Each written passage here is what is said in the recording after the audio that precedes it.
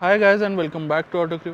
आज आपके लिए एक और नया राइड रिव्यू लेके आ गया हूँ इस यामाहा की MT-15 के ऊपर।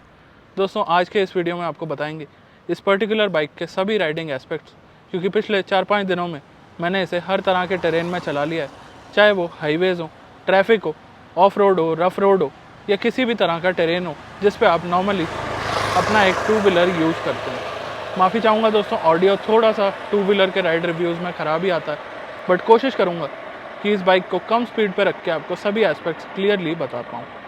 उसके अलावा दोस्तों, अगर आप एक 150 सीसी की सेगमेंट की बाइक देख रहे हैं तो आपके लिए ये वीडियो काम का रहने वाला है, क्योंकि इस सेगमेंट में और पर्टिकुलरली अगर बात करें स्पोर्टी या फंकियर थीम में काफ़ी कम बाइक्स कम्पीट करती हैं। पल्सर के कुछ वेरिएंट्स आ जाते हैं, अपाचे के कुछ वेरिएंट्स आ जाते हैं और एक आध वेरिएंट आपको KTM ड्यूक का भी देखने को मिल जाता है।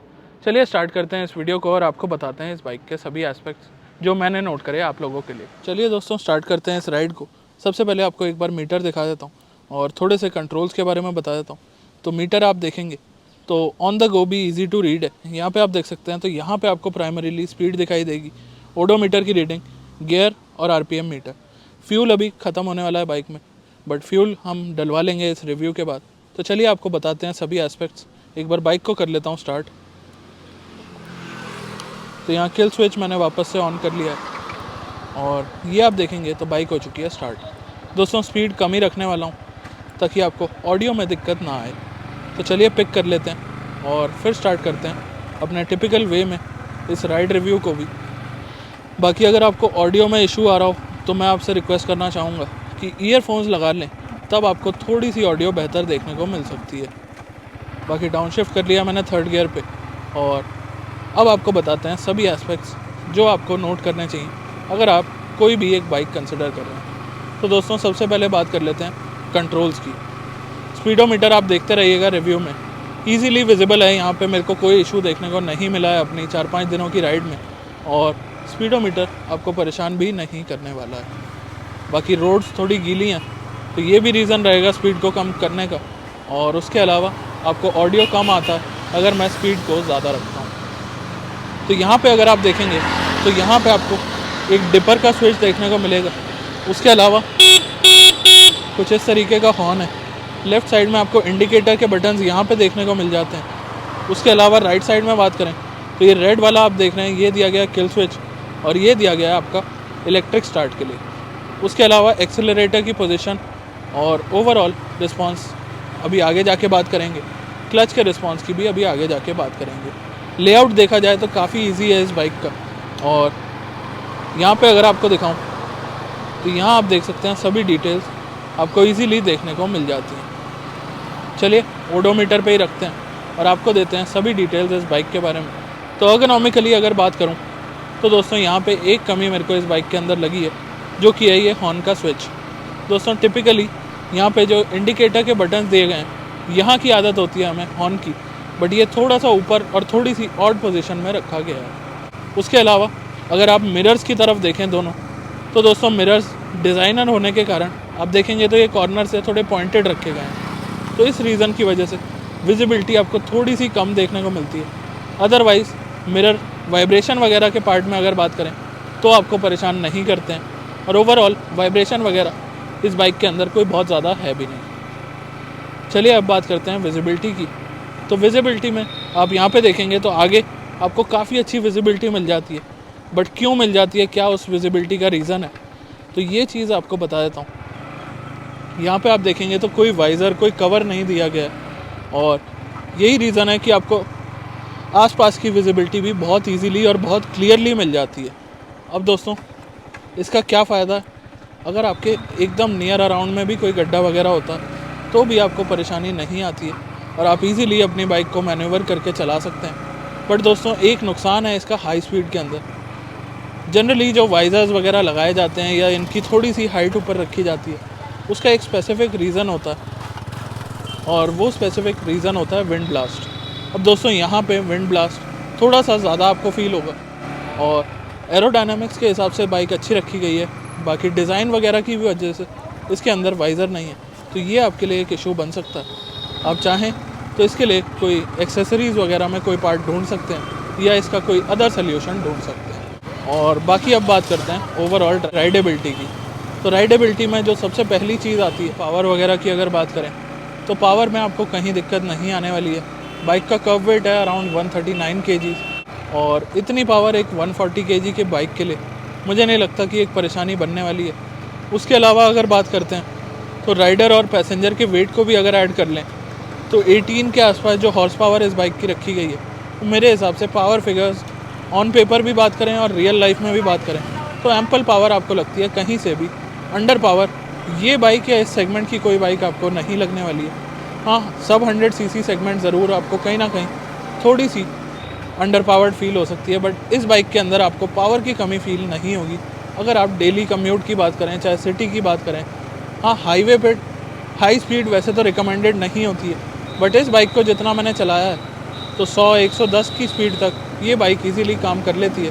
उससे ज़्यादा ये बाइक भी रिस्पांस नहीं दे पाती है। तो दोस्तों, वैसे तो मैं टॉप स्पीड रिकमेंड नहीं करता हूँ, बट स्टिल अगर आप इस बाइक को चलाना चाहते हैं तो विद इन लिमिट्स 100 की स्पीड ही अलाउड होती है ज़्यादातर, बल्कि उससे कम ही मैंने देखी है।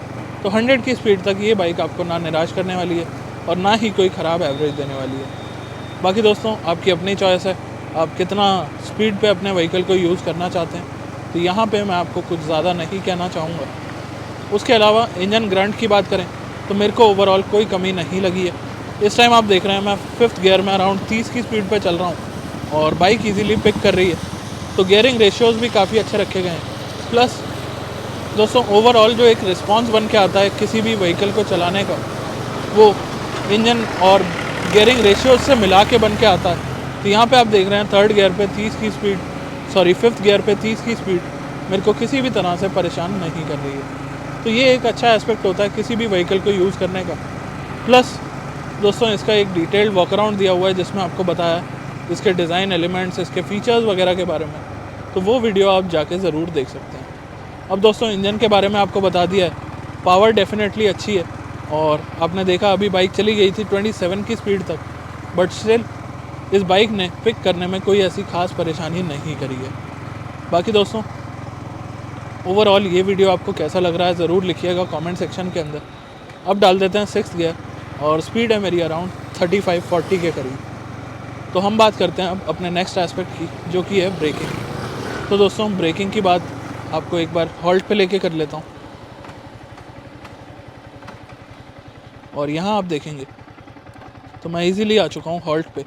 अब बताता हूँ आपको इसके ब्रेकिंग के कुछ एस्पेक्ट, प्लस पिकअप आप एक बार देख सकते हैं। पहले पिकअप देख लीजिए तो 1st गियर पे इजीली पिक हो जाती है, 2nd गियर,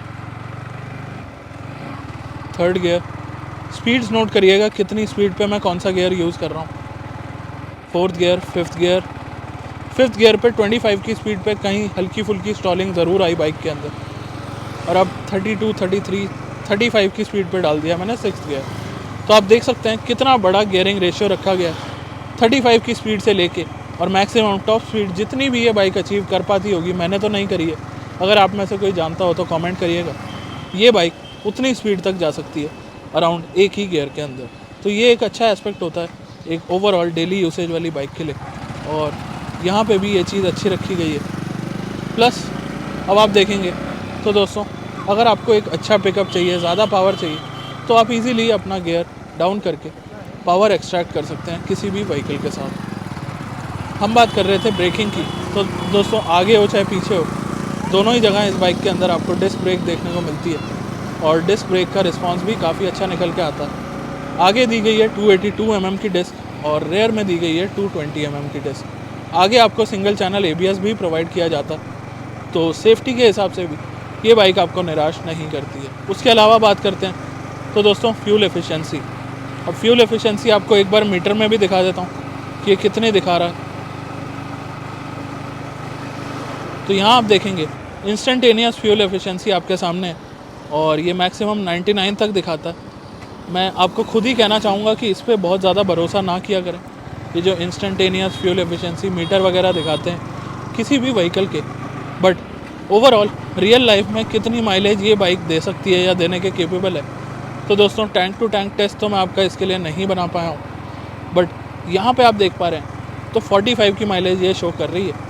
और लगभग जो मेरा अंदाज़ा है जितना मैं चेक कर पाया हूँ आप लोगों के लिए, तो 40 to 45 की माइलेज ये बाइक ईज़िली आपको दे भी सकती है रियल लाइफ में। दोस्तों क्या रीज़न है इतनी माइलेज का, तो मैं आपको बता देता हूँ। इंजन कैपेसिटी जो है इस बाइक की कमी है, और यही रीज़न है कि ये बाइक एक अच्छी माइलेज आपको डेफिनेटली प्रोवाइड करा सकती है और करा पा रही है रियल लाइफ में। उसके अलावा बात करते हैं तो दोस्तों अब माइलेज वगैरह की बात हो गई है, अब बात करते हैं सस्पेंशन और कंफर्ट की।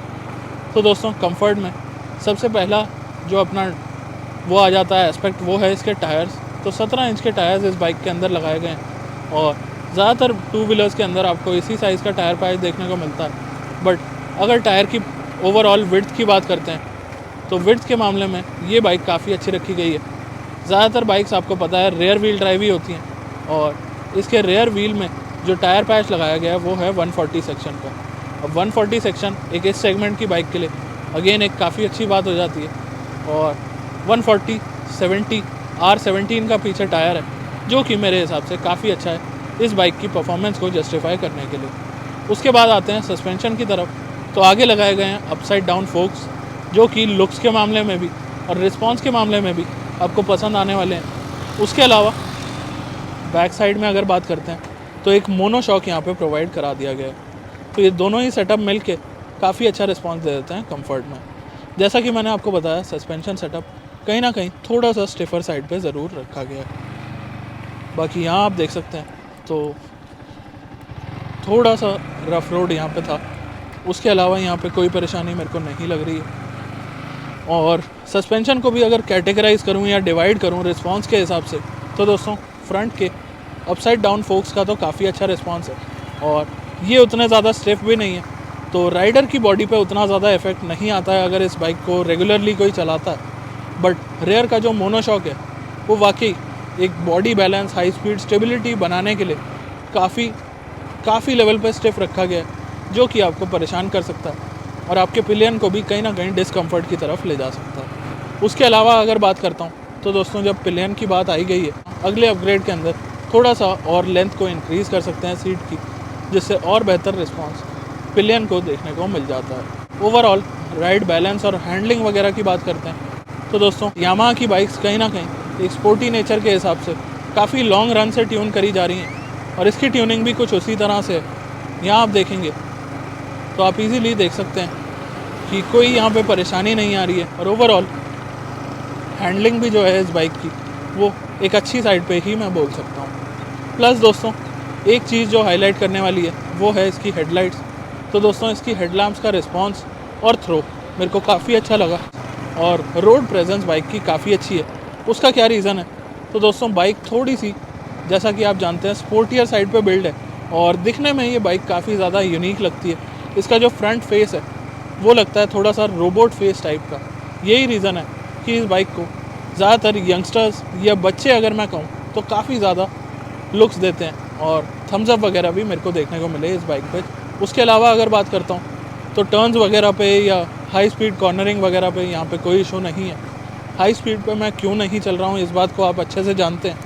हालांकि एक चीज़ मेरे को अच्छी लगी इस बाइक के अंदर, जो कि है इसके आगे के इंडिकेटर्स का प्लेसमेंट। आप देखेंगे तो काफ़ी नीटली और वेल इंटीग्रेट ये करे गए हैं, और यहाँ पे इंडिकेटर्स के लगने का चांस सबसे कम है। प्लस टैंक में अच्छी ग्रिप देखने को मिल जाती है। अगर आप ये जगह देख पा रहे हो तो टैंक इजीली मैं पैरों से ग्रिप कर पा रहा हूँ, और ये भी एक अच्छा रीज़न बन जाता है कॉन्फिडेंस आने का। प्लस दोस्तों रेयर में जो 140 सेक्शन का टायर है वो एक बहुत बड़ा रोल प्ले करता है आपकी राइडिंग में कॉन्फिडेंस को एनहांस करने में, और ये चीज़ भी यहाँ पे अच्छी रखी गई है। प्लस माइलेज आप इतनी देर से देख रहे हैं मैं किस तरह से चला रहा हूँ। कोई माइलेज के लिए मैं इस बाइक को नहीं चला रहा हूँ। हालांकि हायर गियर में, लो स्पीड में तो इंजन को कहीं ना कहीं स्ट्रगल भी करना पड़ जाता है बीच बीच में, और कहीं भी कोई भी आ जाता है तो सडन ब्रेकिंग वगैरह भी आपको कभी कभी करनी पड़ सकती है। तो ये सभी रीज़न्स को देखते हुए जो माइलेज ये दिखा रहा है, अगर ये उससे 5 कम की भी देता है, मान लीजिए 40 की माइलेज भी देता है, तो मैं इससे सेटिस्फाइड रहने वाला हूँ। हालांकि मैं जानता हूँ कि ये बाइक आपको 45 से ज़्यादा 50 की माइलेज देने के भी कैपेबल है। उसके अलावा यहाँ आप देखेंगे तो मैंने टर्न लिया है, बहुत ज़्यादा स्पीड तो नहीं थी, बट ये व्हीकल अपना बैलेंस बिल्कुल भी नहीं खोती है। आप इजीली नोट कर सकते हैं सभी एस्पेक्ट्स, और लाइटिंग रिस्पॉन्स पे मैंने एक नाइट राइड रिस्पॉन्स बनाया है इस पर्टिकुलर बाइक के ऊपर। आप चाहें तो उस वीडियो को जाके सेपरेटली देख सकते हैं। प्लस दोस्तों इसके अंदर आता है स्लिपर क्लच और VVA टेक्नोलॉजी। अब VVA टेक्नोलॉजी मैं आपको दिखा सकता हूँ सिर्फ हाई RPMs पर। तो यहाँ पे RPM नोट करिएगा, 5000, 6000, 7000, और यहाँ आप देखेंगे तो VVA एक्टिवेट हो गया। और अब आपको बता देता हूँ, इस VVA का बेसिकली काम रहता है कि टॉप एंड रेंज में या आपके टॉप रेंज में आपके व्हीकल के आपको अच्छी पावर प्रोवाइड कराए। तो जैसे ही 7,500-8,000 RPM के आसपास बाइक जाती है तो इसमें इंजन का जो VVA टेक है वो एक्टिवेट हो जाता है। और स्लिपर क्लच का काम आप जानते ही हैं, तो वो अगेन एक काफ़ी अच्छा रिस्पॉन्स बनाता है। दोस्तों इसका जो क्लच है वो पर्टिकुलरली मेरे को थोड़ा सा हार्ड लगा, और ट्रैफिक में चलाने में अगर आपको आदत नहीं है इस पर्टिकुलर बाइक की तो हो सकता है कहीं ना कहीं आपको ये क्लच परेशान करे। उसके अलावा दोस्तों एक दो एस्पेक्ट और जो डेली राइडिंग के बीच आपके काम आने वाले हैं। पहला तो है क्योंकि इसका इंजन छोटा है बट उसके अंदर रेडिएटर लगाया गया है और प्रॉपर कूलिंग टेक्नोलॉजी दी गई है। तो क्या रीज़न है उसका, क्या ये बाइक हीट करती है या फिर वो एक्स्ट्रा प्रोटेक्शन के लिए आपको दिया गया, तो मैं आपको बता देता हूँ हीटिंग का मेरे को कहीं भी कोई ऐसा इशू नहीं लगा। हाँ डेफिनेटली अगर आप अग्रेसिव राइडिंग करते हैं जिस नेचर के लिए कहीं ना कहीं कुछ % मैं कह सकता हूँ ये बाइक डिज़ाइंड है और एरोडायनामिक्स भी कुछ उसी तरह के रखे गए हैं, तो उसमें आपको डेफिनेटली थोड़ा सा लगेगा कि हाँ बाइक हीट कर रही है।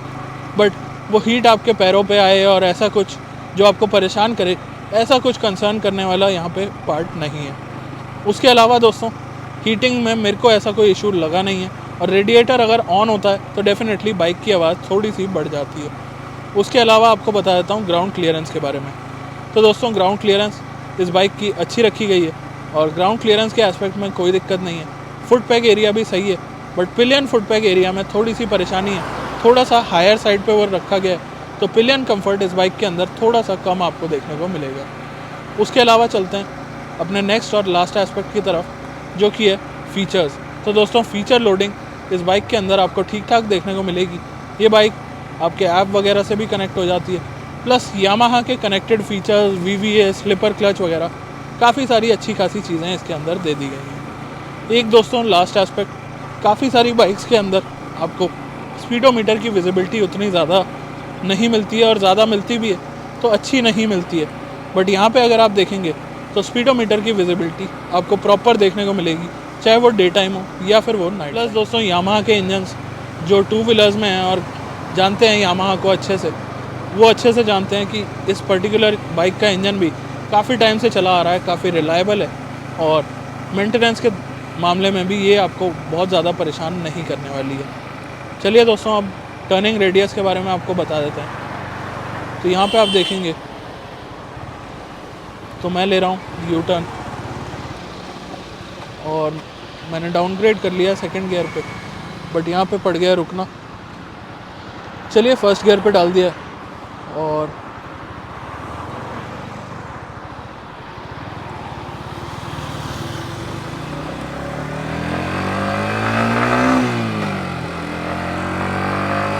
दोस्तों यहाँ पे नोट करिएगा एक लाइट आती है यहाँ पे, तो अगर आप अग्रेसिव राइडिंग करना चाहते हैं तो ये वाली लाइट को देख के आप अपने गियर शिफ्ट्स प्लान कर सकते हैं। बाकी दोस्तों अगर आपका कोई डाउट रह गया हो इस यामाहा की MT-15 को लेके, या फिर किसी भी और पर्टिकुलर गाड़ी या बाइक को लेके, कमेंट सेक्शन खुला है, आप वहाँ पे लिख सकते हैं।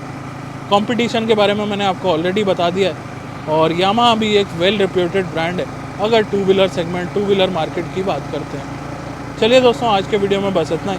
मिलता हूँ बहुत जल्द एक नई वीडियो के साथ। तब तक के लिए सीट बेल्ट लगाए रखें, और अगर 2 व्हीलर चलाते हैं तो हेलमेट लगाए रखें और अपना ध्यान रखें। धन्यवाद।